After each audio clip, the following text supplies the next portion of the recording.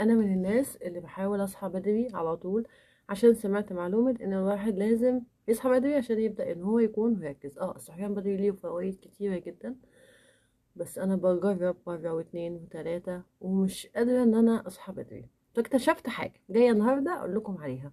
اكتشفت ان انا مش لازم اعمل لود على نفسي ان انا لازم اصحى بدري عشان اشتغل.